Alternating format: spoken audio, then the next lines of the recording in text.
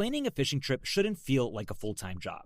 With FishingBooker.com, you can find and book the perfect fishing trip within minutes. FishingBooker.com connects you with trusted fishing captains around the world. Booking is fast, easy, and secure, with access to verified customer reviews, loyalty rewards, and around-the-clock customer support.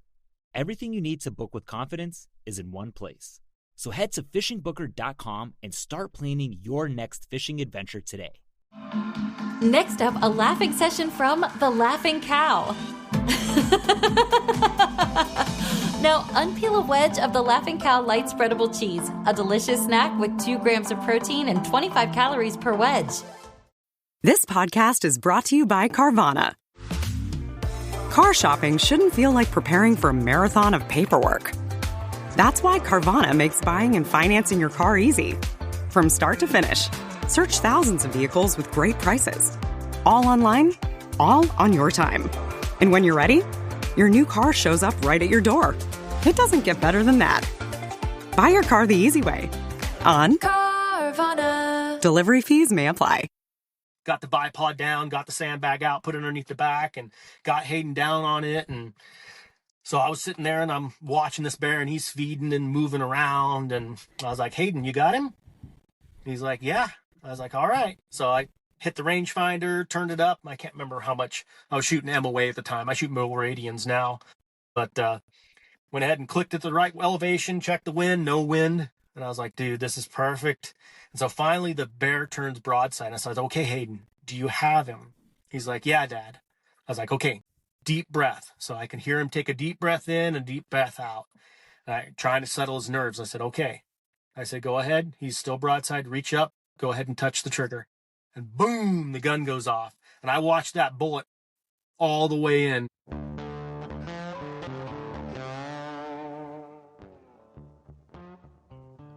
Howdy, folks, and welcome back to the Hunting Stories Podcast. I'm your host, Michael, and today we're joined by Ean Anderson, an outdoorsman from the Pacific Northwest with some wild stories to tell, guys. We get into it first with a deer with a handmade flintlock, 1,062-yard pronghorn shot, close calls with bears, cougars, and why getting kids outdoors matters so much. So this one is packed with adventure, ethics, and of course hard-earned experience. So I don't want to steal any of Ian's thunder, so let's go ahead and kick this thing off and let Ian tell you some of his stories. Thank you.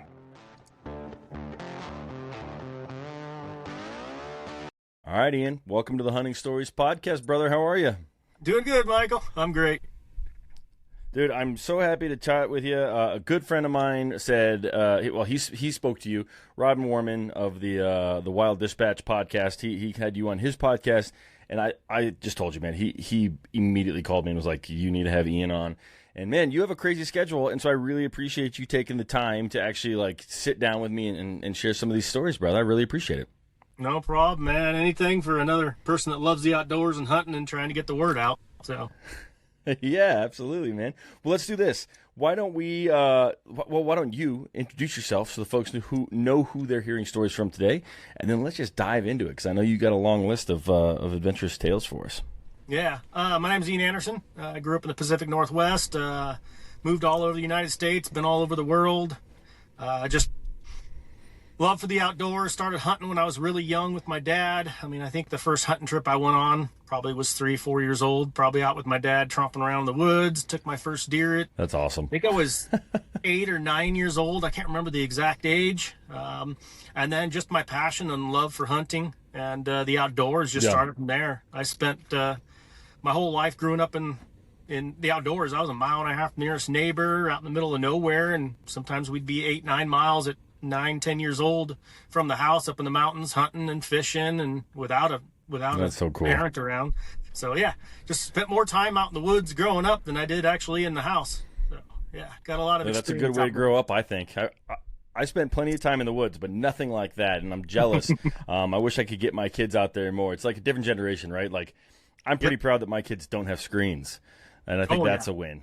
But really, I would like to get them to the point that they're outside all the time. But we'll get baby steps. I said one of them's only 3 months old, so plenty of time to get him outdoors. Yeah, my son was 6 months old. We went on a first hunting trip with him. He was 6 months old. No in the backpack. way. We were in Texas and we shot a hog. together. I had little headphones on him, and yeah. That's amazing. My kids, we took them camping.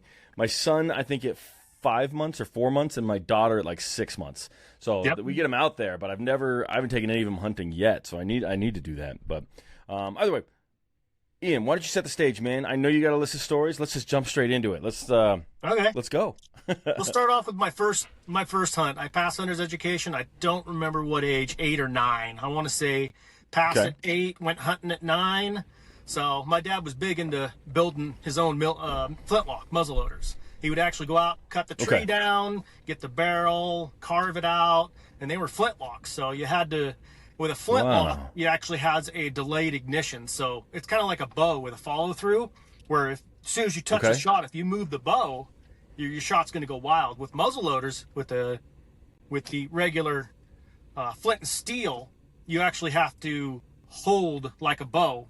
And so he taught me that, which was really, really good for teaching. And so, yeah, I was a 50 caliber That's amazing. muzzleloader. Especially, you guys come from the Pacific Northwest, right? So, like, that's pretty exposed as far as what you're lighting there. That's a tough way to hunt. Yeah, and weather. You get 2 good months a season. Other than that, it's rain and sometimes snow. Yeah, and if you get any of your powder wet, you're basically out of luck, and then you're waiting, hoping for the shot, not necessarily just waiting for the shot. Yeah, it was a lot of keeping your powder dry and, like, trying to put, we didn't have all the cool things nowadays, but he was all traditional. We had to do traditional round ball, 50 cal. So it was pretty cool. So I was learning to shoot the thing, and Dad stepped me up in powder charges, and so I learned to shoot. It was a long barreled, like I think it was 34-inch barrel, something like that. I can't remember exactly, but it was 50 caliber muzzleloader. And your dad made it. That is so cool. Yeah, and I was like tiny. I was a little guy when I was growing up. So yeah, we were driving around. It was any deer season, so you could shoot doe, you can shoot buck. Okay.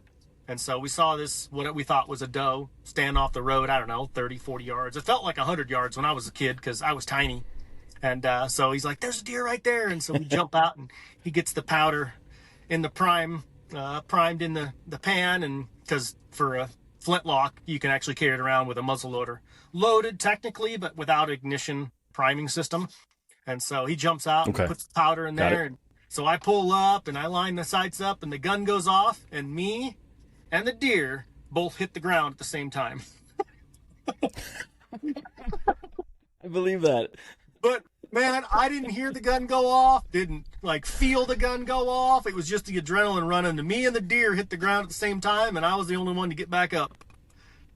And that's amazing. That's amazing. That's so funny. I've actually seen a little guy shoot. I think he was shooting a 20 gauge shotgun, and he was probably about that same age, 8 or 9, and boom, knocked him right on his ass. So I can see exactly what that looked like. That's too funny, man. What did your dad say after you took that shot? Oh, good shot. Let's go get it. Something along that effect. And got your first deer. So we went over there, and it was a little spike. It was probably 2 inches tall. His ears were covering up the spikes in the back. So I ended up getting a buck on my first deer. It was a pretty cool experience. And then he said, "You better watch." That's super cool. Did you like skull cap it or anything? Do you still have those little spikes or no? No, that was 36 years ago. Not saying how old I am. Yeah, but that was a long time ago. Yeah. Okay. Perfect. All right. Cool. Well, continue or move on to the next one. Your choice, sir. Yeah. So just a lot of hunting. So I'm going to go to a next one, which is probably one of my most notable shots that I'm known for. So I do a lot of long distance shooting, do a lot of, I wouldn't say competitions. I don't have the time to do a lot of the competitions and the money that takes, but I do a lot of long distance shooting out to a mile. I have a range next to me that has, I won't say which range. I don't know if I can put that out on here, but real cool range. Real cool guy. He's got like 90 pieces of steel from like 100 yards all the way out to 1,700 yards, which is almost a mile. Oof. So I go out there with a lot of my long range guns and shoot a lot of long range. And I'm on my second barrel, actually my third barrel, because I bought the gun originally and then rebarreled it, and then I've already rebarreled it. So I do a lot of long range, and that's just one gun, and I've got my second barrel on another gun. So I shoot a lot of long range. And if you think about archery, like traditional archers shooting like 25, 30 yards, it's like, that's your to shoot 40 yards with traditional, that's like pushing the limit. But 40 yards with a compound bow, I mean, is nothing. Easy money. It's easy peasy. And so, like, people are starting to shoot 60, 70 yards with compound bows. So it's your experience. It's how much time you put on the trigger. It's your equipment you have. I mean, I have a 7mm. It's called a Psalm, a short action ultra mag, and I shoot 180 burgers. And okay. I mean, I've got over 10 grand into this rifle. I mean, I got a US optic scope. Ooh, I got a that's sick. Bartland 5R barrel, Timney. I mean, I can just throw a bunch of Night 4s, Leica rangefinders. Like, I've got a lot into this gun. So when I tell them that I shoot long distance, they're like, what, 500-600 yards? I said, no, that's not the distance I try and shoot. So I've taken like a few animals. 3.5 times that. Yeah, so I've taken a few animals, 600, 700, 800 yards, and I wanted to do 1,000. So I drawn for this Nevada pronghorn hunt, and I knew there's wide open ranges down there. So I went ahead and did all the ballistics on my rifle, shot a lot up here, and then when I got to Nevada, I went ahead and zeroed my gun again. And then me and my wife, she was a spotter, I went ahead and shot out to 1,500 yards and was hitting targets out to 1,500 and getting the dope chart. What size target? They were just small rocks on hillsides, like 3/4 to beyond. So I re-zeroed my rifle when I got there. And I'm explaining all this to show you how in-depth I am with how long of range that I shoot to. And you have to be... Yeah, like, you're being ethical about it. Yes. Yeah. Ethics. Because you're hunting. You're not just lobbing bullets 2 miles or whatever. You are taking your time to do it the right way, which makes sense. No accuracy by volume. Okay. You shoot enough rounds, you'll hit something. So we get down there, and I was hitting targets out to 1,500 and redid my whole dope chart. I probably put 100 rounds downrange on this rifle. Okay. And it shoots half-inch groups at 200 yards. I had Short Action Customs built the gun. It shoots astronomically well. And won't go into all the specifics on what I did to it, but it shoots amazingly well. And so we get down there and get my gun doped out to 1,500 because I wanted 1,000 yard beyond shot. That was my dream to do. So we get down there and we camped out, and we woke up the next morning and we're getting ready, and it's just getting light, and we're throwing everything in the truck, and my brother looks over and goes, "Hey, there's antelope right there." So we looked up and there was a nice buck in there, and he's like, "You want to shoot that one?" I was like, "I actually want to hunt." So he wasn't. Yeah, you're like, it's 50 yards away. Yeah, it was an average buck, and he's like, "Man, there are bucks all over this place." And so he's like, "I can find you a better one." So we get to driving around. We didn't go half mile down the road, saw another group of pronghorn. And I was like, nah. He goes, it's not big enough. And he knows his animals down there. He works for the game department. So he's a game warden down there. So he understands. He's been living down there for quite a few years. So he understands the quality. And I'm not a quality person. I'll take a spike as quickly as I'll take a massive bull. Because you ever tried eating horns? They don't really taste very good, and they're kind of crunchy. Yep. So I'm out there I'm out there to get the meat. And so, but this was a quality tag I got drawn for, and there was lots of animals around, so I was like, I'll hold out for a big one. So we drove a little further, and we seen a really nice one. It was chasing one doe, and he would not stop. They ran clear across. They were out at like half mile when we spotted them, and then they went out to a mile and then turned back and then kind of came towards us and then turned again. And he wasn't a buck that we were able to ethically get on to ethically take a shot. He would stand around for a couple seconds, and then the doe would run off, and he would run after him again. And he was a really good quality buck, and we just could not get on him. We drove around and then he just went into some country that we could never find him again. So we went off of him, and then we saw above average buck about a couple hours later, and I was like, yeah, that's a nice buck. And he was at 500, and I was like, well, let's try and scare him further away. So we started hiking towards him, and he was with these does. And so we started hiking towards him, and they got 10 power eyes that can see. So we kind of went at him, and so we chased him further away, and finally they got out on this hillside. And it was crazy because the sun was just over the top of the hill. And so I had to use my hat for a sunshade on the front of my scope, even though I had a scope shade on there. And so that's crazy. yeah, my brother gets up the spot and scope, and it's on video. I think maybe I sent you the video. And so Yes, you did. Yes, you did. So you could do the delay, the time of flight, the actual where it hits the top of its trajectory. So I went ahead and looked at the range, hit him. He was 1,062 yards. And I looked at the wind, absolutely no wind. It was so calm out. And I was like, man, this is like perfect. The only thing that I did have a little bit of mirage from the sun. Shooting weather. The sun. So I turned it to 6.4 meridians, which was, I think it was 1,025 yards was what my dope was. And it was 1,026, 1,036. Yeah, I can't remember. Okay. But turned it right to there. And then he was slight uphill. I didn't have to take that into effect. No wind, so there was no wind holds.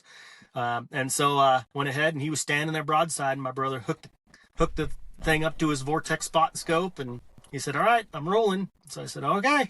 So I turned to and checked my bubble level, because I run a bubble level to make sure that I'm exactly, checked my angle degree indicator. It showed less than like 5-degree incline. So, all right, hold dead on. And I run a real light trigger. So I reached up and I felt the side of the trigger, and then, all right, it's on. And I had my sandbag in the back and just double checked again and reached up and hit the 16-ounce trigger and sent it. And no sooner the gun goes off, I reload. My brother goes, dead. I went, what? He goes, he's dead. And he walked about 10 feet, and you could see the blood pouring out the side of him. And I ended up heart shooting him. And got a nice buck harvest. That's amazing, man.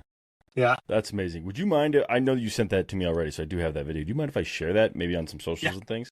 Because it is a really impressive shot. It's very cool. I might even figure out a way to get it into the video of this podcast. So if people are watching on like YouTube, they can see that video as well. So, but that's awesome. So how stoked were you? Because it's like your dream, right? To shoot over 1,000 yards, and you got 1,000 to change. Like, what's going through your mind? Going through my mind was, I finally did it. Now what do I do?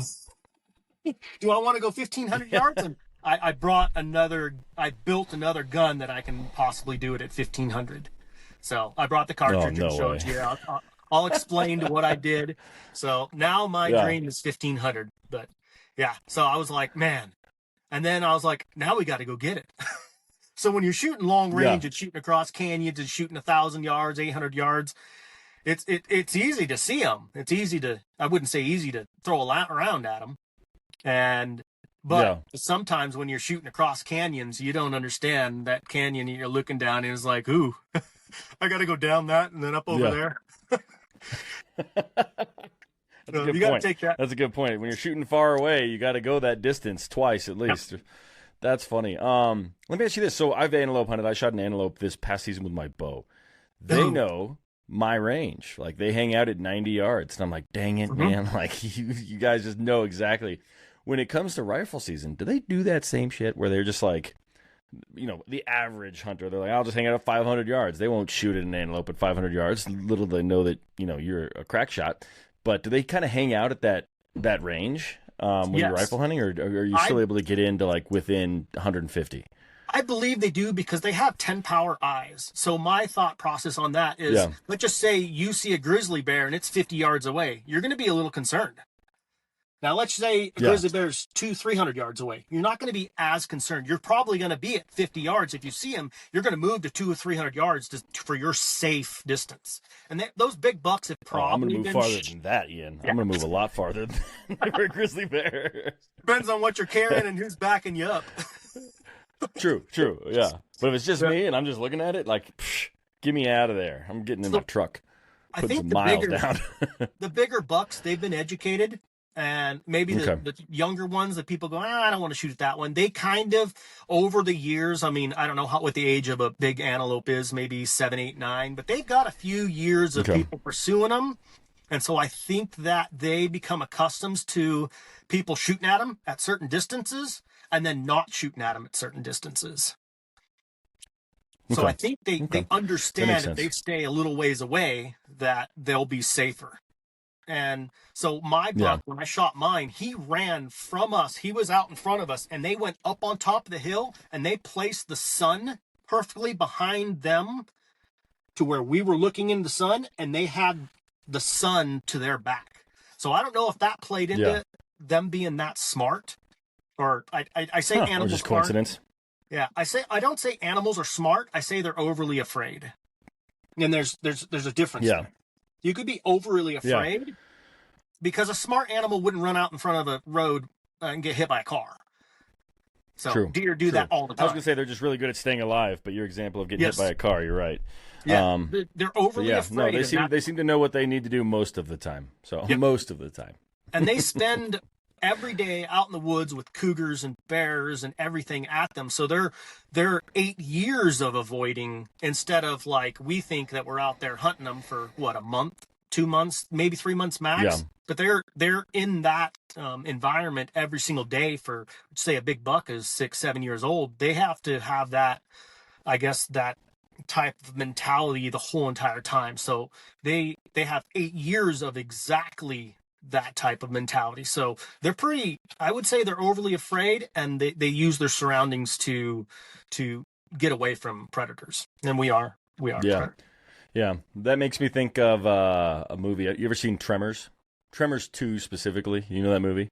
Yeah, I have. I have a TV. You know the guy that's like, the guy that's really into the guns. He like in the second movie, he shows up with a U-Haul just filled with ammunition, filled with explosives, filled with guns. And the guy rolls in and goes, "Isn't that a little bit of overkill?" And it's like, it's not overkill if you need it. And they end up using it all. But it's like, they're not overly scared if you need to be that scared. They're just doing what they need to stay alive. So yeah. Hey, hunters. Have you ever had one of those stories, the ones that you didn't want to tell? The ones that end in failure? Yeah, I've been there. Actually, you know what? The culprit for me usually is bad optics, or worse, lack of using my optics at all. Picture this. I spot a trophy buck, or an antelope, or an elk, whatever it may be. My heart is racing, but the blurry view, or I just can't quite identify exactly what I'm looking at, it has me second guessing. Well, that's where Vortex Optics comes in. With crystal clear glass and rugged durability, Vortex gives you the confidence to take the shot. Don't let poor optics ruin your story. Make every moment count. Upgrade to Vortex and turn your hunting tales into triumphs. Visit vortexoptics.com today. Whether you bond over streaming binge-worthy videos, watching sports recaps, video gaming, or by unplugging altogether, the 2026 Lincoln Nautilus Hybrid helps keep you connected throughout your journey. Learn more at Lincoln.com. Available connectivity features and functionality vary by model. Package pricing, trials, and term lengths vary by model. Video streaming and games are only available while parked. Starting a business can seem like a daunting task, unless you have a partner like Shopify. They have the tools you need to start and grow your business. From designing a website to marketing to selling and beyond, Shopify can help with everything you need. There's a reason millions of companies like Mattel, Heinz, and Allbirds continue to trust and use them. With Shopify on your side, turn your big business idea into... Sign up for your $1 per month trial at shopify.com/special offer. Yeah. Cool. And well, man, I've actually, I became a hunter very late in life, like 30. So I have some guns, but I've never shot past 200 yards ever. I want to. I have a really great rifle. I could probably shoot out to 500, 600, 700 pretty easily. But I just haven't found a range to go do it at. But it's something that is super intriguing, especially when you start to needing to dope everything and getting everything right. It's a skill for sure that I do not have. So I'm jealous of your antelope story, especially with how hard it was to kill one with my bow. I don't ever want to do that again. I want to go antelope rifle hunting from this point.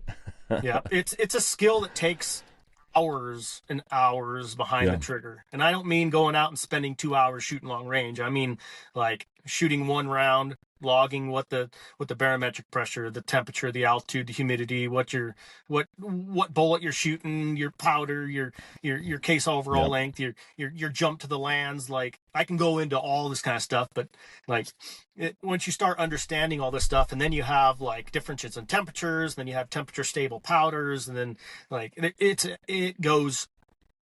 Archery hunting you think's hard? Try long range. I believe it. It's funny. You also said something at the beginning, which is you just shoot enough until you eventually hit something. I've been in those scenarios where I felt so unsafe because I saw the herd of elk and I saw them move like hundreds of yards and the rounds never stopped shooting. And it was just from the same spot. And I was like, man, they don't even care. They're just firing rounds into that herd hoping that something gets hit. So those are not long-range hunters. And it's later we were hiking up and we saw a bunch of different spots where there were little blood trails. So they were hitting them. It was pretty shitty situation, really, when I think back on it. But yeah, I'm glad that you know what you're doing because it goes beyond like being easy chip shots to like being really difficult to be really ethical. And it seems like you're doing it the right way.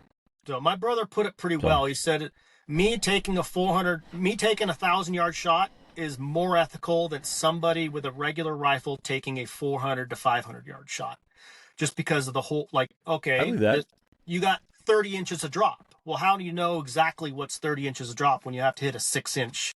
Like, is it a big buck? Is it a small bodied buck? Is it a whitetail? Is it a mule deer? How do you know exactly 30 inches? Where I hit rangefinder, which is known distance, known come up on your elevation. Those are all like set in stone. Your wind drift's the only thing. There was no wind, so I felt 100% confident in that shot. Yeah. I'll tell you right now, man, if you and I went to a range and put me on a 400-yard and you on a 1,000-yard, I'd bet on you. So I think your brother's right. With about 20 to 30 minutes of instructing and shooting and form and talking, I can have you hitting 1-foot targets at 1,000 yards with my rifle within 20, 30 minutes. That's cool. Okay. Well, it's a date, all right? And you're taking me out. Come on up. And afterwards, you're buying me a drink. All right. Perfect, man. Okay. Well, let's keep going. Before we dive too deep into the mathematics of long-range shooting, what other stories you got for us? So I had the last hunt I just went on. It was super cool. I love taking out kids, and I love taking out women. They are amazing to hunt with because they don't care how big the animal is. Their first animal, and it is amazing, and that's why I do it. So we went out on a turkey hunt. They had just passed hunter's education. It was already end of deer season. Here in where I live, we have a late turkey season, and it's any turkey. And I had a spot that has, I think I have like 80 to 100 turkeys that run through that area. And lots of it private property, so I got permission to hunt on this private property. And the little kid's like 60 pounds and like not even 4 foot. And so he came over to the house and they passed hunter's education. How old is this kid? I think he's 8. He's a tiny guy. 8? Yep. And so the other funny, kid was... my son is 7 and he's like almost 5 foot at this point. Like he's like getting up there and well more than 60 pounds. So that is a little guy you're dealing with. Yeah. So I took him over to the house and I let him shoot a 20 gauge, and we put trap loads in there just to see. And I was holding on to the front of the shotgun, and he was shooting them, and they were kicking, but they weren't hurting. I was like, okay. So I went ahead and let him shoot some trap rounds, and I was like, okay. I said, okay, and then I was like, yep, that's the round you're going to be shooting. Not to say I lied to him, but I went ahead and threw in a number 4 like pheasant dove load when he shot the turkey. Okay. Because he ain't gonna feel the gun go off. His adrenaline was so jacked. And then the other kid, he was using 12 gauge, so I threw in some number 4 pheasant 3-inch mags on him. And then I had my Remington 870. So we get out there and we get set up before dark, and I knew there was a big field, and this one part of timber comes out and takes a 90-degree turn. So it's a really hard turn, and turkeys like to go along the edge of clearings, staying out in the field, but they got some a little bit of thickness next to them. So I knew these turkeys go through there all the time. So we went up there and set up a little blind, and then so we could hear them. I knew where they roost and where they flew down. I'd patterned them like so many times. I've taken quite a few turkeys out of that group. And so, I mean, we get in there before dark and we sit down, and then as soon as those turkeys started talking in the morning, those kids just got all, their eyes were all big, and they're like, they're right there. And I'm like, shh, I know they're right there. They're just over the hill. And so I set the kid over on one side of this tree we were sitting at, and I was sitting in front of the kid with the shotgun, and I was holding on to the shotgun. And it was a little 20 gauge, a little semi-auto. And so finally the turkeys, they come down and they're doing their regular route, and they're going to pass within like 20 yards of us. And I knew we had to be close because with a 20 gauge, which is less pallets, and then we were shooting a pheasant load, we had to be super close. And we tested the shotgun out. We shot at some targets and we have to be within 20 yards to ethically take this turkey. Okay. And so I told the other kid, I said, the little guy, he gets the first shot. And so they came in and they stopped right in front of us. And so I was like, all right. I was like, take it. And so I feel him pull the trigger and nothing happened. He goes, the safety's on. And I was like, oh man. Well, so I reached down, flicked it on. And by that time, the turkeys are kind of like, hey, we heard something. And so I flicked the safety off, and he took like a 15, 20-yard shot and just took this turkey out. It flops over. And so I grabbed the shotgun. I only put one shell in the semi-auto because I didn't want to have any type of unsafe situation. Yeah. And I gave the other kid. Very smart. I gave the other kid, he sat to my right on the other side of the tree, and I said, you can only shoot from here to here. And I said, you have 2 rounds. I said, as soon as you shoot, if the turkey falls, I want you to put your safety back on. And so little kid shoots, he dumps a turkey, and then so I went ahead and took the shotgun. The action was open. I laid it on the ground, and I jumped over and grabbed my shotgun because I was going to try and get one. And so the other kid, he shoots his turkey, and his feet fly up because he was sitting on his butt. And he comes up, his feet fly up, and the turkey hits the ground. And then so he turns around all smiling, and then I kind of stepped off the side and took 2 shots and put mine down. But they were running at like 50 yards, and I was just winging a prayer. I was using 3.5-inch number 4s. And ended up dumping my turkey. I wounded him on the first shot, and then put another round and dumped him on the second. And so yeah, we got awesome. 3 turkeys all within like, I don't know, 6-7 seconds. And then the kids were they were elated. So they were so happy. The little kid was yeah. And then he went home. He's like, hey mom, I can help out, and I can hunt, I can get turkeys, and I can help provide for the family, and we don't have to buy meat, and I'll get a deer. And so it was so awesome. They were both excited, so we got pictures. That is amazing. Yeah. That is the exact like 7-8-year-old brain being like, we're good, mom. Like, I got this. We never have to go grocery shopping again. So yeah, it was cool. And the kids so I ended up taking the turkey fans and fanning them out, and I went ahead and dried them and gave them to them the next week. So they were all excited to get their turkey fans back. That's cool. Yeah. That's cool. I also love the visual of, I bet, man. I love the visual of the second kid taking his shot and then just feet in the air and then bopping up with a grin on his face. That's so perfect. I'll send you the video too. Oh, you actually got it on video? Okay, perfect. Yeah, their dad was with us. Yeah, it was pretty cool. So it was a lot of fun. So are you just a friend taking out a friend's kids, or do you guide, or what was the relationship? Guiding, I don't know the rules and regulations, and I don't want to do it for money. I don't want to have the thought process of I have to get this, and it has to be a big bull, and I have to do this. I just want to do it for fun. So yeah, that makes total sense. Plenty of people do that. In fact, a lot of hunters started, like a lot of the big hunters in, the hunting influencers, whatever you want to call them. It seems like a lot of them really are enjoying taking people out these days. Yes. So I think that's like kind of the next step. Beyond, like, you can kill these giant bulls, sure, you can go out and you do it yourself, but like getting somebody else on something and letting them experience that, I think that's pretty special. So it's cool that you're there. I'm not a good enough hunter to take anyone. If I took someone with me, we'd just be going for a walk. So yeah, I love taking kids out. Yeah, cool, man. Well, that's a great story. What else you got? I know you got a big list. Let's keep going. Let's just rapid fire. Another good experience. I took my daughter out on her first bear was 286 yards, and it was just us sitting, and it walked out, and she shot it, and she was shooting my 7mm Psalm, and it weighs like 26 pounds, so there's almost no recoil, and I was shooting reduced recoil loads. And gotcha. How did you get that? Did you carry that thing in, or like how did you get a gun that heavy in anywhere? That's crazy. Oh, I've taken that on a high buck hunt before. I've taken it like 8-9 miles back in the backcountry. Yeah. That's crazy. That's a heavy gun, man. Yeah. Yeah, it is. But you're in shape. Correct. But if you think about it, if you work out and you want to lose 20, let's just say you're 20 pounds overweight and you want to lose 20 pounds, it's the same as if you go up there at that weight and you carry nothing. So if you're carrying a 20-pound rifle, and just with the harmonics and the ballistics, a heavier barreled rifle with it recoils differently than a light barreled rifle. And yeah, it's just more accurate. And when you're doing long range, not to get into more on the long range thing, but yeah.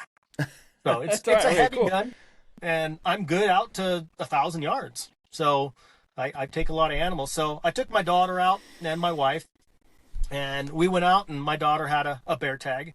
And get back to my father's first bear. She was what was she? She was 10 when she got her first bear, and she was just a little tiny tiger, and she shot it, and it was with my 7mm Psalm, except I reloaded it down. I was shooting 139 grain bullets, and I loaded down at the lowest velocity so that she could shoot. And then once she graduated, so she ended up getting her first bear at 10 at 286 yards, and it was kind of a couple hours away, and it was. I'll go into my other son's bear. We were in there, but yeah. So her second bear was really cool. So we went in there, and she was shooting a 6.5 Creedmoor with a Leopold 3-9 tactical, and we had it out to 400 yards. And so we get in there, and it's my honey hole. I don't really take too many people in there at all. We get in there, and the berries were ripe on in there.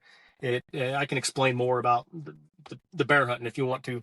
I'm a really big bear hunter. I've taken 25, 30, and I've been in on another probably 20 to 30 bear harvests. So we went in there. Okay. I have some questions for you, but we'll keep going. I'll ask the questions later. Okay. So we come around this corner, and I had already seen that the berries are on the right elevation, the right ripeness. And so we come around this corner, and I picked up my binocular. I scanned maybe 5 seconds, and I saw a big chocolate bear. And I was like, oh, that's a big bear. I was like, hey, sis, I see a big bear. It's like, I hit the rangefinder. It was like 900 yards. I'm like, nah, you're not shooting 900. So, and she had a 6.5 Creedmoor. I was carrying around my long range rifle, but I was like, no, we're going to get you with your rifle, and we're going to get you with you're going to do everything. And so we went ahead, and he was in some thick stuff, and we kind of work our way. The valley that we're in, it kind of works to a point, and then the water's in the bottom, and it's a big huckleberry hillside. And so we worked our way in. We were waiting, and so I ended up spotting another black bear. And I was like, hey, there's another black bear right there. And I hit the rangefinder. It was like 500 and something. And I'm like, we can get down to it. So we sneak a little further. It was in the middle of this opening, a little brushy, but went ahead and worked our way down and got within 318 yards. And so I got my daughter down on her rifle, unscrewed the scope caps, hit the rangefinder, turned the dope, and we were at 318 yards, and the bear she was following it, and bears don't stand still. If they stand still, it's not going to be for very long. And so we got it at 318, and I said, all right, sis, you on it? I said, yeah. I said, but look at your bubble level. And okay, it's level. I said, all right, slowly squeeze the trigger.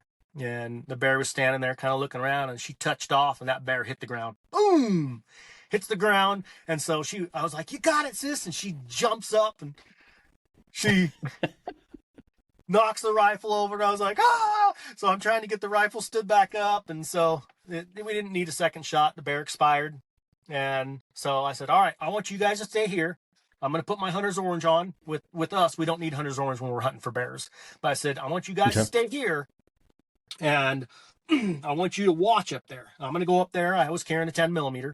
I said, I'm going to go up in there, and I'm going to track it, because I don't want anybody around me when I'm tracking bears. I've tracked too many bears and had too many close calls at close range. And if you want me to go into some of those, we can. But I've had some really close range. Love that. Close calls with bears. Let's definitely do that. But keep going. I go up in there, and I'm hiking up, and I'm hiking to the point, and I almost there, and I heard some motion off to my left, kind of around the bend, and I'm like, that's not where the bear was. It went to the right. I said, this noise is coming from the left. So I took out the 10mm, and I'm hiking around the corner, and I didn't hear it anymore. I was like, I wonder if that was my daughter's bear. Oh, no, well. I got a bear down. I got it wounded. I don't want to get into any other situation. So I hiked up there, and the bear was dead. And I was like, well, what was that? And so I went ahead and waved them over. And I didn't want to talk because I knew that other big chocolate bear was in there. So I didn't want to do any sounds or anything like that. You got him. And so they came hiking over. And so I grabbed onto the bear and started dragging it down the hill. And so after like 15, 20 minutes going by, and I'm like, it doesn't take 15, 20 minutes to go 300 yards. Now, where's my wife and daughter? And so I finally went down and I pulled the bear down into the road. And my wife and daughter are standing there and they got this surprised look on their face. And I was like, what happened? She's like, we were walking up and out of the bushes came a little cub, a little bear cub. Oh, no. And it walked right up to him. And I gave my wife my 45, 1911 45, and she was carrying it in her on a low slung hip holster. And she said that she whipped that 45 out because she knew Mama was right there. And what I had heard was the mama and that baby cub working their way down the mountain. And so the cub comes out and walks towards you. Gosh. Yeah, walks right up to my wife and daughter. And so they were like, oh, where's Mama? And so my wife's holding this 1911 full-size 45, and she's like, where's the mama? Where's the mama? And then Mama comes out. And it was probably 20 yards, 15, 20 yards away from them. And this baby's like walking right up to them. And she's like, oh, I hope we don't have to do anything. So they start backing off really slowly. And then Mama takes a few steps towards them and they're backing up and kind of making themselves as big as possible. And then finally the baby turns around and Mama calls it back, and then it goes down the bushes. But I was like, oh, no wonder you weren't over here in 15 or 20 minutes. They were standing back going, we don't know if Mama's going to come back and slap us around for being next to her baby or what. But yeah. Dude, that's lucky. That is so lucky for them that Mama just sort of called the cub back. That could have ended in a lot of different ways. Yeah. My wife's a good shot, but yeah, it was a 45. Good. That's good. When you're telling this story, you're laughing the whole time as you're talking about the bear showing up. When you tell this story and your wife's around, does she get annoyed that you're telling the story and laughing that she's standing there face to face with the mama bear? I've been in so many close quarters with wounded bears that I've never had one try to attack me. I've had them. One did, and I put it down with the same 45 that my wife was carrying, but. Yeah, she's a good shot. She's a horsewoman.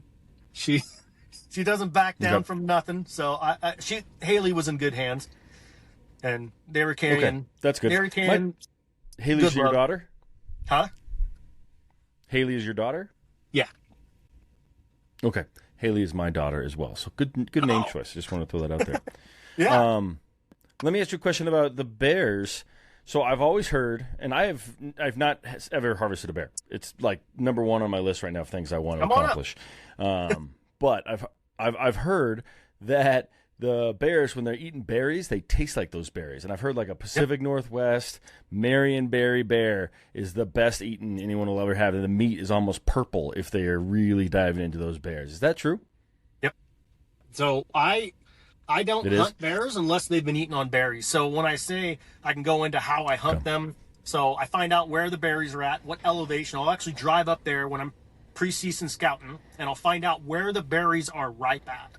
And then usually about 200 feet to 300 feet below that, they're almost overripe, and the sugar content is super high in them. And they almost fall off the bushes. And that's where the bears are going to be. So the bears will follow the berries up. So if you find a good berry patch and they're not like overripe, that's maybe where the bears are going to be. But the bears actually start down low because the berries get ripe further down low. And what they do is they work their way up on the mountainside. And so where the berries are starting to get ripe, there won't be really any bears. They're going to be further down. They're going to be 500-600 foot further down in elevation. And this is why I take so many bears and why so many people go bear hunting with me. I've got probably, with me under my belt harvesting bears and me being with people that harvested bears, I've probably got 50 to 60 under my belt. So I've got a lot of bear hunting experience. And up in Washington, you can take 2 bears a year. So that's why I say people running the math right now going, oh, he's only this age and he's taking this many bears. We've been able to take 2 bears a year for as far as I can remember. 2 bears a year, Washington State. So you could take 1 bear and then you could take another bear once you buy another tag.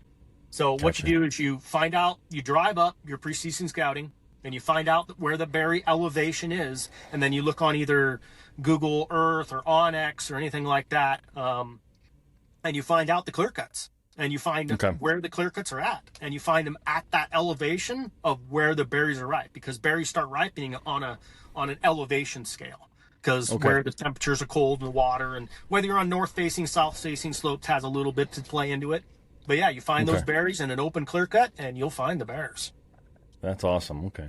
Well, we'll talk about bear hunting later offline, but that's super intriguing. I've always heard that, and it's cool that you've got it. Like, it makes sense that you, someone who really enjoys like the precision aspect of shooting and going through all that like math in your head, also has done that same kind of calibration to like bears and like elevation bands and and seasonality. It makes sense that that's the way that you hunt. So that's pretty cool. Yeah, and then so we end up. My wife had never been hunting. That was like her first hunting thing, and so we pack up to go hunting. We set up for like a 5-day, 6-day hunt. I have a tag. Haley's got a tag, and so we get up there, and like in the first like 15 minutes, we see a bear, and then we shoot a bear, and then we see 2 more bears, and so a sow and a cub. And then on our way out, we end up seeing, I know we saw like 5, maybe 6 bears in this area. And so we went ahead and boned the animal out, took it back, and we drove like the 2.5 hours home, got it. And I took it out whole.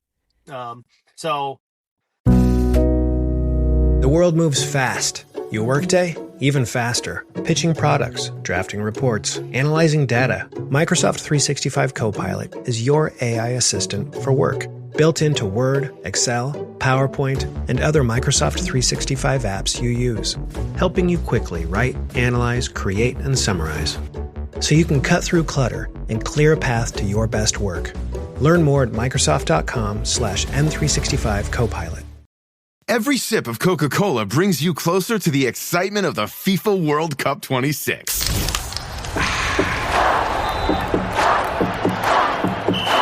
Because nothing compares to the joy. So grab a Coke and drink in the FIFA World Cup 26. No purchase necessary. 13 plus in 50 U.S. states and D.C. with a web-enabled device. Ends March 1st with 8 entry periods. Rules at cokeurl.com/soccerrules. Have you ever glassed a ridge for an hour and realized you're basically staring at a rock? You've earned a great cup of coffee. And if you've ever chased big game out west, you know the morning starts way before the sun, and usually in the kind of cold where every breath hangs in the air like a little cloud, giving away your position. My routine is simple. Boots, layers, pack, and Killshot coffee in the thermos. There's something about that first hot sip at the tailgate, headlamp on, fingers thawed out, where your brain finally switches from why am I awake to okay, let's go get them.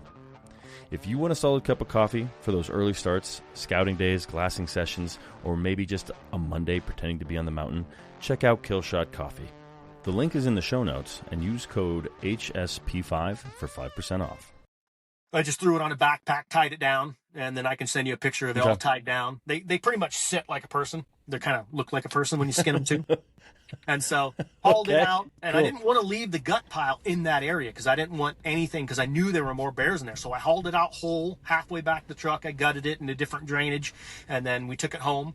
We got home at like 10 o'clock at night, got it cut up, put it in the freezer, and we drove back up there, and because I knew there was more bears, and I had a bear tag in my pocket. And I was like, all right, it's my turn. Yeah. So we get up in there, and we get up. We got like 2 hours of sleep and got up, and then we went hiking back in there, and I come around the corner and I looked up, and that big chocolate one is standing in the middle about 100 yards away from where Haley shot hers. And I was like, no way. And so I was like, okay. So we hiked down and went ahead and put the bipod down and got the sandbag under the back, and yeah, it was like a chip shot. It was like 450, and ended up shooting this bear. And it turned around and went into thick stuff. And I said, all right, I'm going to go up there with my 10 millimeter. We're going to do the same thing again. And so I went up there with my 10 millimeter, and they sat on what I call overwatch. And it was really thick in this area we went in. So I took it real slow. And we waited about an hour or two. I don't remember exactly how long, but I knew it was a good shot. I mean, I can break the shot and know exactly where the bullet's going to hit. No wind up in there anyways, or at least negligible wind. Even at 2 miles an hour, you might move it half an inch. And so went in there and found this bear, and it was a tank. It was the biggest bear I've ever harvested. It was How big? Tank. I'm guessing probably 350. That's a big bear. Yeah, Washington State, we don't get really big bears. If you shoot anything over 250 pounds, that's an above average bear. And this one was 350. Yeah, I remember. So I started hunting in Washington. That's like where I did muzzleloader for elk, and we always would get a bear tag at the same time. We'd put cameras out, and man, I saw this one bear one time on this camera.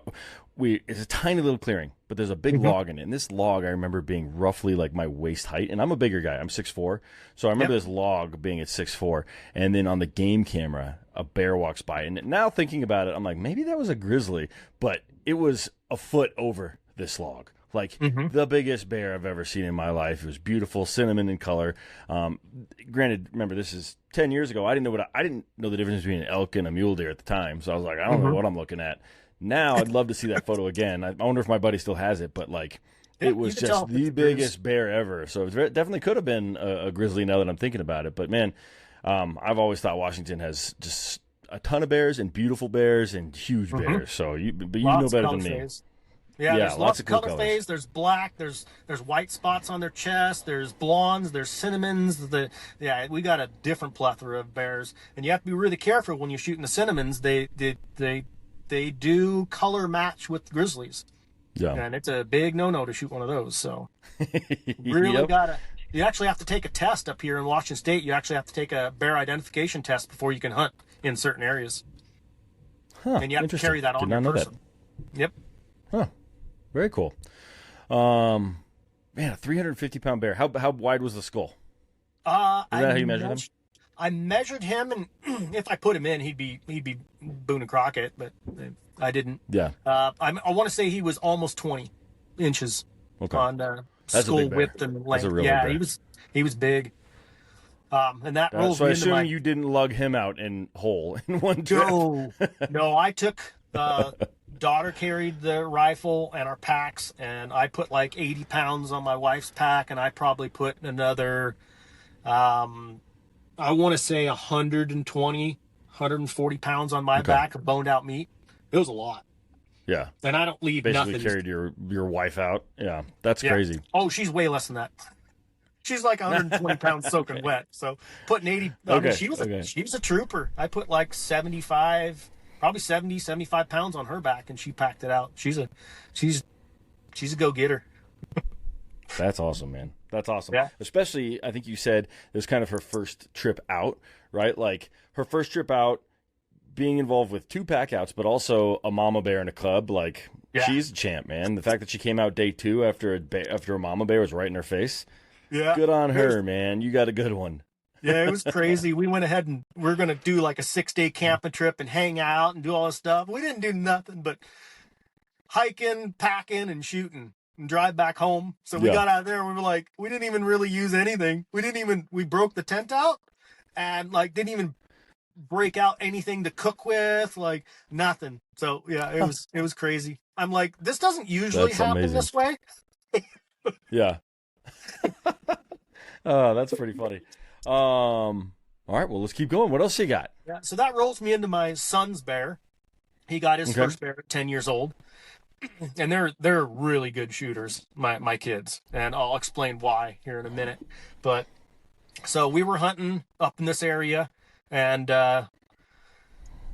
he ended up shooting at one bear, and it was my fault that he missed. My kids are, I think, 9 for 10 on clean, ethical one-shot harvests.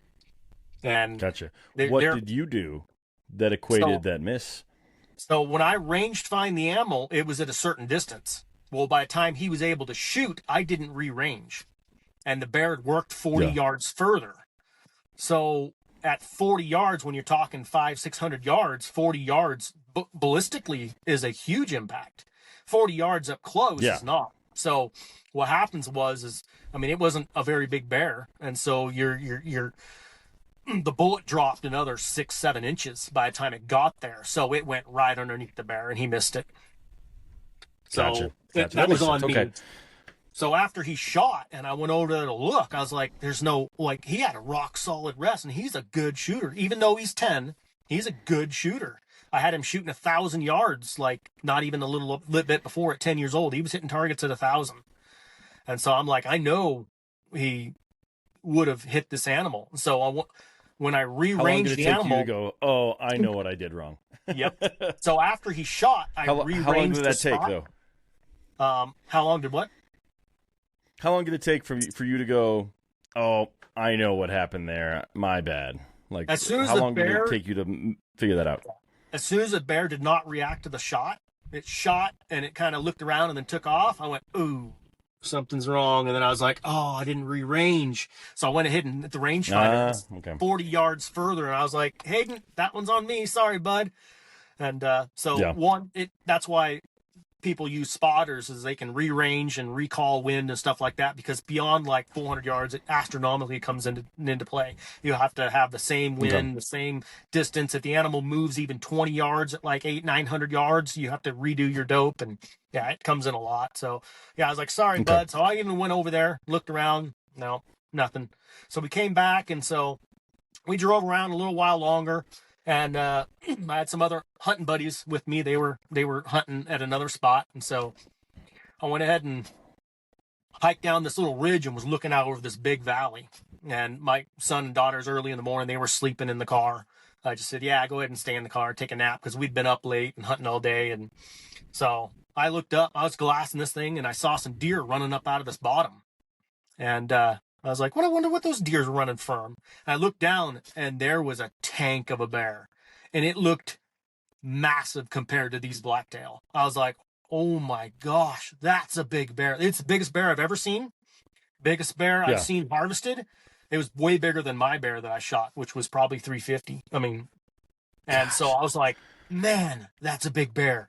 And when Hayden shot at his first bear, I was all excited. And so I was like, when he touched off, I was like, all right, Hayden, there's your shot. Go ahead and slowly squeeze. Boom, the gun went off. And I was like, maybe I played a little into that because I was all excited. So I looked at this bear and I ranged him. And I was like, it's 550 yards. I was like, Hayden can make that shot. I know he can. So I climbed back up, and I was thinking, how can I tell him that to try? And so I came up with an idea. I'm going to downplane the size of this bear, because I was inside just going, and this bear was just feeding on berries, and it was like 400 yards either side that it could have went and still be shootable. And no way. It was a big bowl. Perfect scenario. I was like, yeah, it was a perfect scenario. So I was thinking, going, man, I got to downplay this bear. I got to control my emotions so that he doesn't get all worked up. So I finally got up to the truck. I was like, Hayden, I was like, I see a bear. It's not a big one. It's about the size of the first one you shot at. And so I was trying to get him to calm his nerves and not get too excited. But I was just blowing up inside. And so I had to sling the rifle, make sure it was unloaded, sling the rifle over one shoulder. And it was such rocky environment that my 6-year-old Haley was with me too. And so I went ahead and I was like, Hayden, you're going to have to figure a way down this, because it was really steep, nasty country to get down to the spot we could shoot across. So I'm carrying my daughter and carrying the rifle, and I got my binoculars and rangefinder and anemometer and wind gauge, and I'm trying to work my way down this. And I was like, we got to be quiet. And I could see him over there on the hillside, even at like 800 yards. He's just a big black blob. And I was like, man, we got to get within like 550, 600. Nope. 550, I knew he could take the shot. And so we work our way down there, and we finally get to this big stump. And so I went ahead and got the bipod down, got the sandbag out, put it underneath the back, and got Hayden down on it. And so I was sitting there, and I'm watching this bear, and he's feeding and moving around. And I was like, Hayden, you got him? He's like, yeah. I was like, all right. So I hit the rangefinder, turned it up. I can't remember how much I was shooting MOA at the time. I shoot Meridians now. But went ahead and clicked at the right elevation, checked the wind, no wind. And I was like, dude, this is perfect. And so finally the bear turns broadside. And so I was like, okay, Hayden, do you have him? He's like, yeah, Dad. I was like, okay, deep breath. So I can hear him take a deep breath in and deep breath out. And I trying to settle his nerves. I said, okay. I said, go ahead. He's still broadside. Reach up, go ahead and touch the trigger. And boom, the gun goes off. And I watched that bullet all the way in. and he smacks this big bear. It's actually third in the state right now for youth ever taken. Big bear. Oh, I mean, wow. the paw on this thing is like That's this awesome. bigger. Yeah, it's over 20 Okay. inches. And yeah, it was a massive bear. And so this bear takes a shot and it runs downhill into this brush. And I turned to Hank, I was like, that's the biggest bear I've ever seen. Sorry to lead you astray, but that was a big bear. He's like, what? I was like, yeah, I didn't want you to be as excited as me because I am just blowing up inside. And I was like, that is the biggest bear I've ever seen in my 25 years of hunting bears. I said, by far, it's the biggest bear I've ever seen. I said, that thing's going 350, 400. I don't even know how big it was. So I called I love the tone of your voice when you did that. You're like, oh, that's the biggest bear I've ever seen. That's so awesome. Once I saw that bullet impact, I was like, yes. I looked at him and I was like, good job, son, because that is the biggest bear I have ever seen in my life. Yeah. I mean, it was so awesome. That is so awesome. The head on this thing, the paw on this thing. I mean, it's taken third ever taken of youth.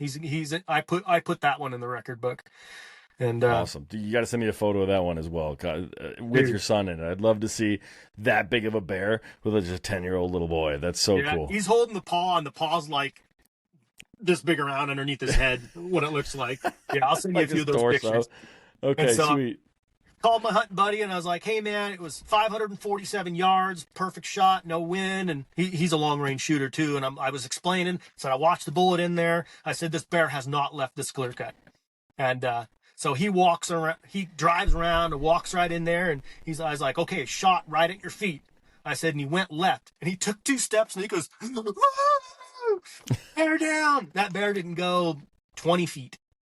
He hard shot. You calling your buddy because you're like, I can't go in there with my kids, but I can't leave my kids. Was that kind of the scenario where you had him go in there? Okay. Yep. That's awesome. And I didn't want to move from that spot in case that bear comes back out. But yeah. And so we waited probably about an hour and a half, and he hard shot the bear, like took the whole heart out of it, like literally heart shot at 547 yards. That's amazing. That's amazing. How old's your son now? He is 20. 20. Okay. So this is a while ago, but still, that's so cool. Yeah, he's taken 2 bears. He shot another bear, and it was right before dark. And I shot it, and so I left them with the phone. I said, I'm not back in 45 minutes. Call your uncle because he's only 10 minutes away. We were hunting near my uncle. I said, so I took my 45 and went in there, and it was dead on the wedge. So my son got his second bear, and the coolest thing that same season.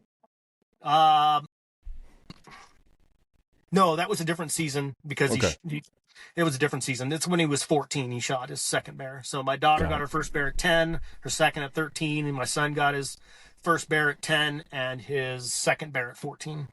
That's amazing. And his record still stands as like the 3rd biggest ever shot by a youth. That's so cool. Yeah. That's so cool. So let me go into how I train my kids to shoot. They are super good shooters. So when people take their kids out to shoot, they shoot at targets. So I'm a cheap guy. So I go down to my local library and I take pictures and copy them off the copy machine. And we take pictures of the animal we're going to pursue, whether it's a bear or a deer or an elk, and we take pictures of them. Okay. And we go ahead and we copy them off on the copy machine.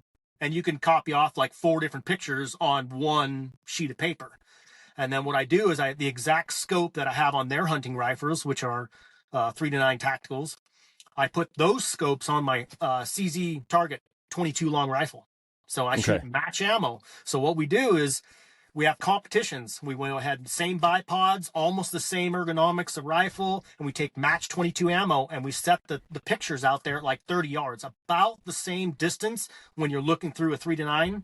Then you zoom it up on 9 power, the animal's going to be 200 or 300 yards out. And so what we'll do is we'll have we'll have competitions on the bear or the deer or the elk, and so they get a aspect of, let's just say the animal's quartering away. Well, if you shoot it behind the shoulder, you're gonna miss the vitals, because going behind the shoulder at a quartering shot, you're gonna come out the neck, and a lot of times you won't, unless the bullet hits ribs and fragments. You're not gonna hit vitals. If they're quartering to you, you shoot behind the shoulder. Where does it go? Guts. Yeah. So And then, so we shoot at pictures with a highly accurate 22, and I shoot match ammo, and it shoots like, I mean, you could stack them in one hole.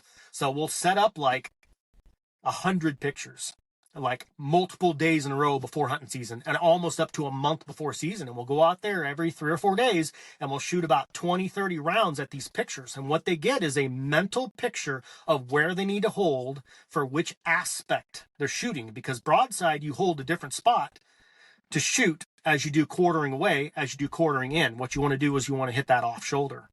And so we shoot at pictures. Awesome. We don't shoot at targets.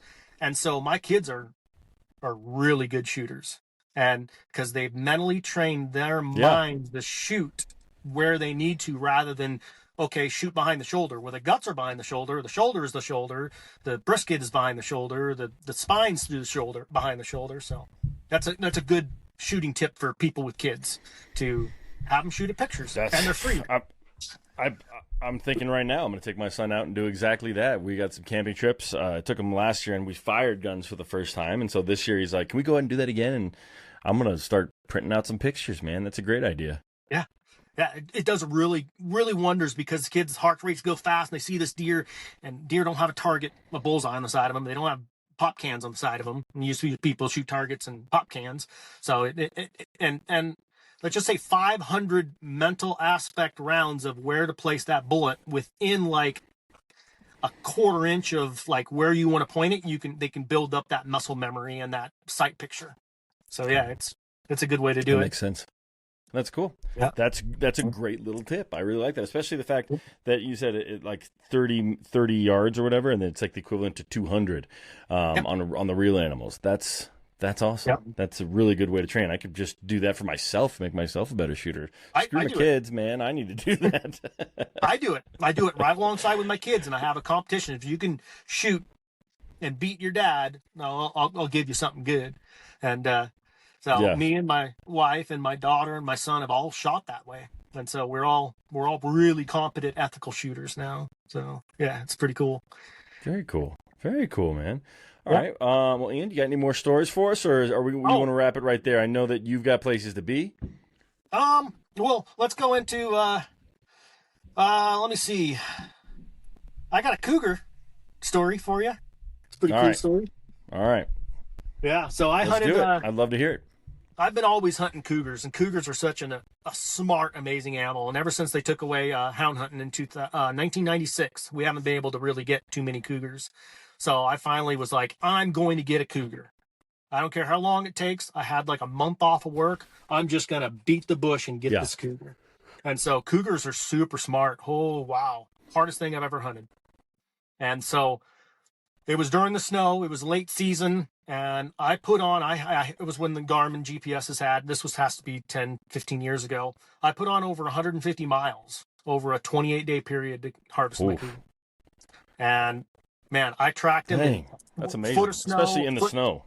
Yeah, in a foot and a half of snow. And when I harvested my cougar and I went ahead and took the taxidermy, he says, you know what, I've been taxiderming for 30 plus years, and I've been hunting for about 50 years, and you're the first person that's actually went on foot against a cougar and actually harvested a cougar while you're trying to get a cougar. Just, okay, this is the only thing I'm going for. And those things are so smart. Like, I'd be tracking them, and I'd be in a foot and a half of snow, and I'd look down, and the tracks are in my tracks, his tracks going backwards. And I'm like, what the heck? Like, I know I didn't. And I would walk, and I'd go another 100 yards, and he had turned around and walked in his footsteps backwards. And so I was like, well, now I got it. So I started doing circles and circles. So what they'll do is they'll walk in a straight line. They'll turn around directly in their tracks, and they'll go about 100, 200 yards, and they'll jump as far as they can and go downwind where a hound can't smell them. And then they'll go about 50 yards and post up and watch you. And I found out where he was sitting watching me, because I started doing circles and found where he had jumped and landed, and then took off and went about 50, 60 yards up this hill and was sitting there watching me around a bush. And then when I finally figured his tracks out is when he took off. And then they'll also do circles and circles and circles and circles and circles, because you'll come up and all of a sudden there's tracks going this way and track going this way. And I'm like, I'm not going to lose him. It's a foot and a half of snow, but I got to shift him out. And so at the end of one of his circles, he'll jump again and he'll go, and then he'll sit there and watch you. And I found multiple times them doing that. I'll find him where he's sitting behind a bush or a tree watching you.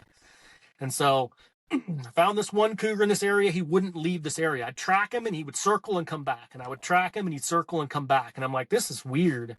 And so I ended up circling and walking around. And finally I saw him and he was walking, and I pulled up, dumped him, and he ended up having a kill there. And he didn't want to leave that kill. And you know what? It was the biggest buck in the area. Oh, interesting. It was a big 5x5 mule deer. Yeah, it was the biggest buck there was does and fawns and everything. Or, well, I wouldn't say fawns, but year-old ones in that area. And he didn't go after them. He went after the biggest, maturest buck in there. Huh. So here's the obvious question, right? Did you call up the Fish and Game and go, hey, there's this cat kill. Can I keep these antlers? Yeah, I couldn't. No.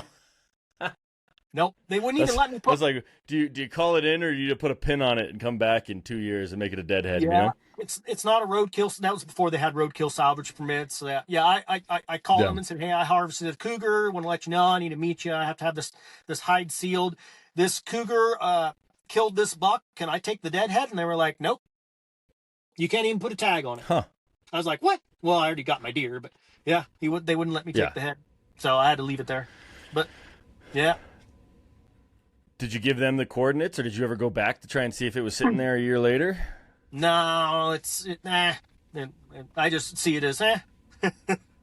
That one's for my homies, right? When you pour a little out of the bottle, pour it on the floor. That one's for your hunting homies. That's crazy. I didn't know that cats did all of that, and it does make sense that he had to do something in order to keep his kill and avoid you, but he didn't know you were looking for him. So that's spooky. They're super fun. He's just watching you. Like, it's a good thing they don't really go for humans. I think, maybe once a year you might hear something in the entire United States of a cougar doing something silly. They but that's I grew up in the woods. Yeah. Have you seen many cougars? So I don't think I've actually ever seen a cougar. I'm sure they've seen me, but I've never seen one in the woods. Have you run into them other times, maybe when you weren't hunting, or have they always eluded you and just been watching you? No, I've seen 9, 10, 11 cougars in the wild. Okay. Most of the time they're like at long range where you're unethical. You can try to throw a lob around and I'm like 1,500 yards. Or you're like driving somewhere and they run across the road and you can't get back to them. I tried calling them in. Never really been able to call in a cougar. I do a lot of predator hunting, but never. Gotcha. Yeah, the one that I did see that I did have a gun, I was able to harvest. Okay. That's cool, man. That's cool. I'd love to go cougar hunting at some point. I have a connection with a few houndsmen out here in Colorado, but it's like this thing, and the gentleman was very specific, being like, "Hey, no, you don't just ask a houndsman to come hunt with him. Like, that's not how it works. Like, he's not going to take you. You can go get a guide. You can pay someone that will do it for you. But if you have a houndsman friend, don't ask him to hunt. Ask him if you can help, and just keep coming with him, and eventually." He'll offer you an opportunity. And I was like, that sounds still awesome. Like, I don't necessarily need to go shoot cougar right now, but I would love to go experience the hound hunt. Like, I've never experienced anything like that. Yeah. Go ahead. It's very, there's both sides of it. Hound hunting, it's fun, it's exciting. People take care of the hounds, and then you have the people that can chase animals not supposed to, and all this kind of stuff. There's so much different that, like, nowadays, like, you can actually watch the dogs and know what they're after, and like you can with all the GPS locations, and like you can train dogs not to chase a certain animal and only chase a certain one, and there's a lot of both sides of the story. I loved hound hunting. Yeah. And they call it hound hunting because you lose your dogs and then you got to hunt for them. Yeah, that's funny. Man, it's I've been doing this podcast. I think you're going to be like episode 189 or 190 or something like that. The cougar stories and the hound stories are like always some of my favorite. It just seems so interesting. I'm trying to blank on his name, but we have one gentleman who he had his buddy bring his dogs. He's like, hey, I got tracks. Bring your dogs. And he brings his dogs, and there's a cave, and all of a sudden one of the dogs is missing, so he's got to crawl into this cave. And we're talking like a 2.5 foot circle, and he's crawling in there to rescue the dog from the cougar. I don't want to ruin the story. I'll try to figure out his name. I don't know why I'm drawing a blank, but listen to every episode to find it for you listeners. If you haven't heard that one, it's a phenomenal and crazy story. I'm trying to get him back on the podcast because he only told that one story, and I know he's got 100 more. But my point being, I love hound stories. I love cougar stories, man. So thanks for sharing that one because that was really cool. Yeah, I've got one. I think you are the only person that's ever done it. Told me a story where they didn't have hounds. So good on you. Yeah, that was a lot of miles. That was a lot of lost weight, a lot of cold nights sleeping in my truck, lots of miles. Yeah, I was all over that's the state. Awesome. From the east side to the west side, somebody would hear, yeah, I just heard of a cougar up here. I'd beat feet there, drive 2 or 3 hours and chase it and drive around. I don't know how many hundreds of miles I put on, but yeah, it was a lot of work. Hardest hunt I ever did. I believe it. Well, Ian, you got anything else, or you want to wrap this thing up? Your call, sir. Yeah, so go into two more things. So okay, perfect. I heard a lot of people talking about whether to push an animal or not push an animal after wounding them. So let's. I'm a little bit in the medical field, so a lot of people think that if you shoot an animal, you wait, and a lot of people don't know the aspect behind waiting. So when you shoot an animal, they have this flight or flight, which is where, you know, when you get scared and you have something called vasoconstriction and you have like your fight or flight kicks in. And that's the thing with deer when you shoot them. And this is to help people whether they decide to track or wait. And it's a theory behind, okay, I got to give him an hour. I got to give him 2 hours. Do I give him 6 hours? Do I wait an extended amount of time? Let's just say with an archery and you gut shot him or a rifle and you gut shot him. So I want to go a little bit into the medical aspect of it, if I can. Please do. So when you have a fight or flight, you have what's called an endorphin dump, and what it does is it constricts the blood vessels and it shunts the blood away from the outside non-emergency muscles and blood veins. And so when you shoot an animal, let's just say you shoot it behind the shoulder. You ever shot an animal behind the shoulder and you have the massive blood trail? So what happens? Not me, man. Every animal I've ever shot, I've had no blood trail. But they've all died immediately, like within 10 seconds. But wow. I've never really followed a blood trail before. So I've listened to your podcast quite a few times, and they're talking about waiting, and you don't have much of a blood trails, and you got to wait till the animal like lays down, and then they start to bleed, and so a lot of people don't understand what the dynamics of that happens. So when you shoot an animal and it gets scared or if fight or flight kicks in, what you have is vasoconstriction, which is your veins on the extremities of your body. They constrict and shove all the blood back to your core essential, which is your lungs, your heart, your brain, and your muscles. So when you shoot an animal, and let's just say you gut shoot them, and then you chase them and they run for miles and miles and miles, or let's just say you make a liver shot or you make a really poor one lung shot, and you chase them for miles, and you say, man, that animal went a long ways. Well, what happens is when after you shoot the animal, their vasoconstriction, so let's just say you shoot them through the leg, and it doesn't bleed at all, really. It's because it's at the vasoconstriction, and it forces all the blood back in the chest cavity, to the heart, to the lungs, and to the major big muscles. And so if you shoot an animal right behind the shoulder and it's a perfect shot, there's a theory coming out now, if you push them, it'll help pump that blood out. But if you make a bad shot, and this is the reason why we leave an animal for hours, is because let's just say you gut shoot them or you don't hit much vitals, that vasoconstriction doesn't let that wound area bleed. And so after the animal runs off and then that adrenaline dump and that vasoconstriction goes away, then they start bleeding out. So if you have any question on a possible good shot, bad shot, give them quite a few hours, and they'll go off, they'll lay down, the vasodilation will happen, and then they'll start bleeding out, and then they'll expire. So that's the theory behind that. And I try to explain this to a lot of people, and they're always asking me, man, if I shoot them, how long do I wait to track? And I tell them if it's a gut shot, that you got to wait 5, 6, 7 hours, because the guts takes a long time. And it sucks, but if you go to push that animal, that vasoconstriction is still there. And the more you chase them, the more that vasoconstriction stays and the more that they're not going to bleed out. So just stand back, just wait a couple hours. If you do bump them, don't pursue them again. Like, oh, I got to get another round into them. Stand back because you're going to start that vasoconstriction again. And then it's going to stop the blood flow. Okay. So that's kind of good cool info. That's good. I've never actually heard the like technical, actual like medical reasoning behind all of it. It was just kind of like, bleeding, not bleeding. Give them some time, don't give them some time. It was always very high level. But it sounds to me, through the information you've given us, that the old adage of like, give them time is in most cases going to be a beneficial strategy, right? Yep. Yeah. So that's a pretty cool ID. Cool. So one of the rounds, so I told you I wanted to go out to 1,500 yards, and this is my last story. Okay. So, yeah, I want to go out to 1,500 rounds, 1,500 yards. So I built a gun, and it is a custom 416 Weatherby, neck down to 338, blown out to an Ackley improved. Did you? Okay. I don't know what that means. Sounds fancy.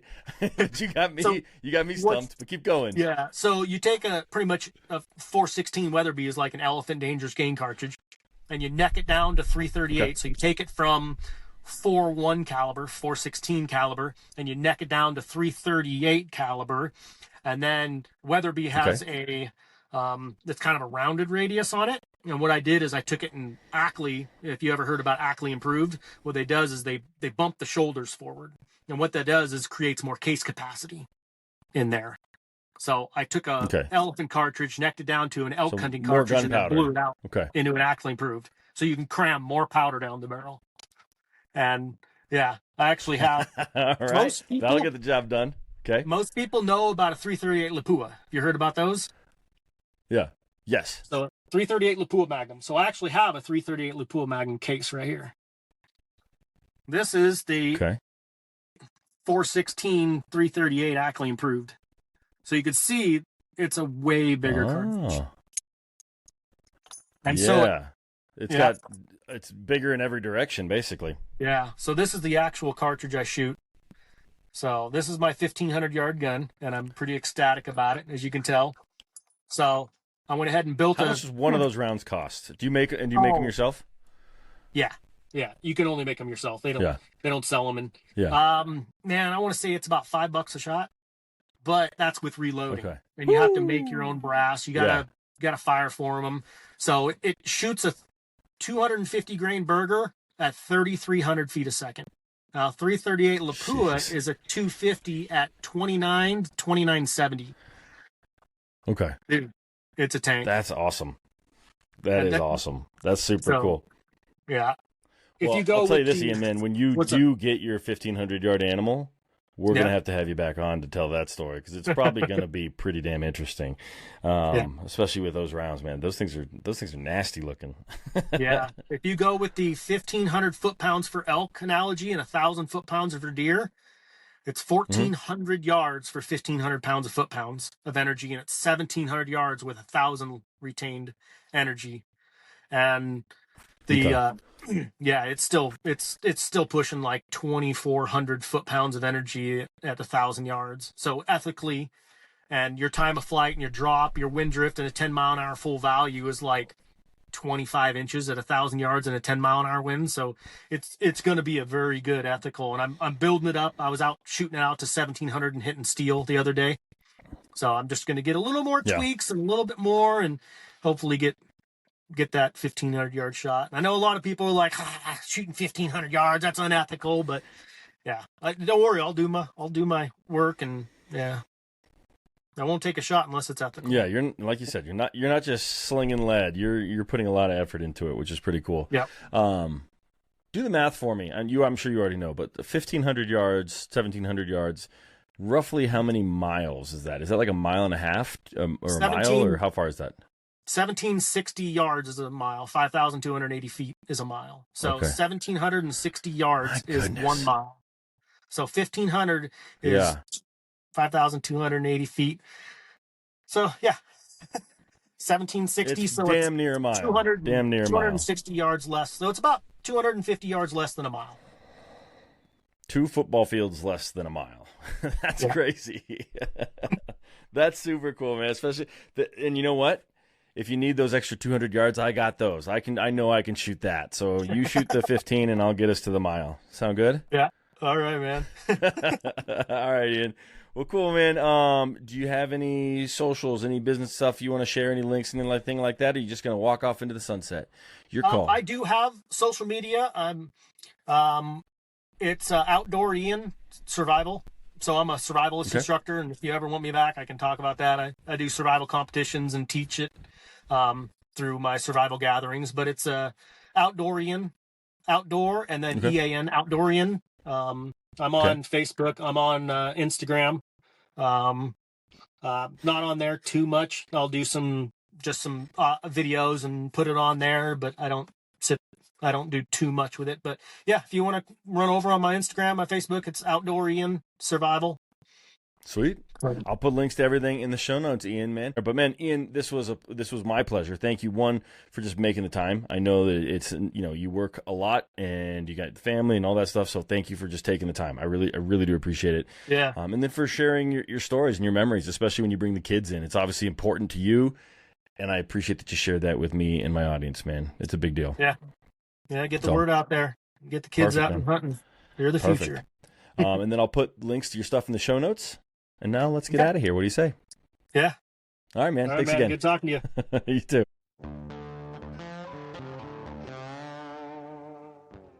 All right, guys. That's it. Another couple stories in the books. I want to thank Ian, of course, for coming on the podcast. What an episode. If you enjoyed it, do me a favor. Follow and subscribe to the Hunting Stories podcast. You don't miss the next one. Check out our links in the show notes. We've got some great sponsors that you support us by just clicking on those links.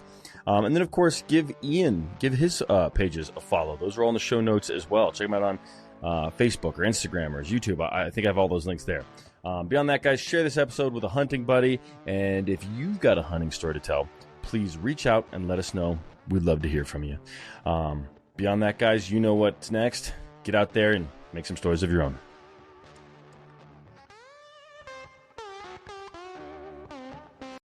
Have you ever glassed a ridge for an hour and realized you're basically staring at a rock? You've earned a great cup of coffee. And if you've ever chased big game out west, you know the morning starts way before the sun, and usually in the kind of cold where every breath hangs in the air like a little cloud, giving away your position. My routine is simple. Boots, layers, pack, and kill shot coffee in the thermos. There's something about that first hot sip at the tailgate, headlamp on, fingers thawed out, where your brain finally switches from why am I awake to okay, let's go get them. If you want a solid cup of coffee for those early starts, scouting days, glassing sessions, or maybe just a Monday pretending to be on the mountain, check out Kill Shot Coffee.